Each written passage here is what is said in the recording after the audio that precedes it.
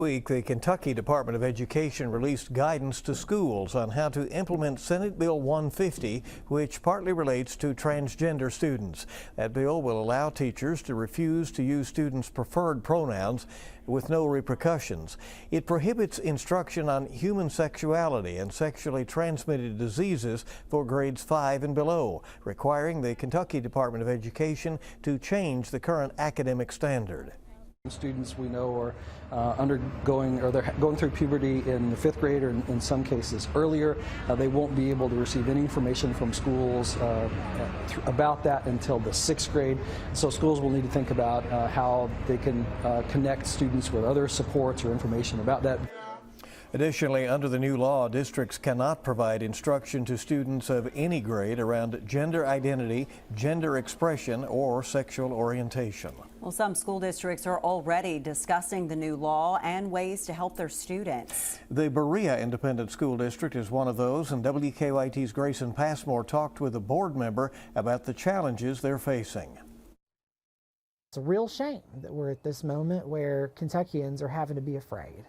Rebecca Blankenship was sworn in as a member of the Berea Independent School District's Board of Education back in January, the first openly transgender person elected to public office in the state. Last night at the school board meeting, we had half a dozen parents and a few students come to speak about their concerns about the ways that Senate Bill 150 is going to impact their children and their children's friends. Blankenship says the guidance the KDE released Monday is too broad, and the confusion it's causing may do the most harm. It is an old practice that schools across Kentucky have created gay-straight alliances, LGBT-affirming clubs, opportunities for queer students to seek community outside of the classroom.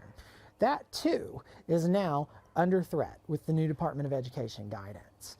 I'm hopeful that parents will see what a real rejection of First Amendment rights this represents. The Commissioner of Education and Blankenship say Senate Bill 150 itself contradicts federal laws. Emma Curtis with the Kentucky Young Democrats and a trans woman herself agrees. And that's going to create a situation where teachers, parents, students are all confused at best and scared at worst.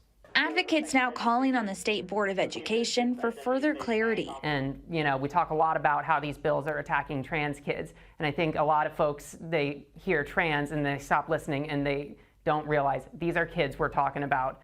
In Berea, Grayson Passmore, WKYT. And Blankenship says that they're expecting many of these provisions to be challenged because of existing federal laws in place. There is a full link to the KDE guidance and more information about Senate Bill 50 on our website, WKYT.com.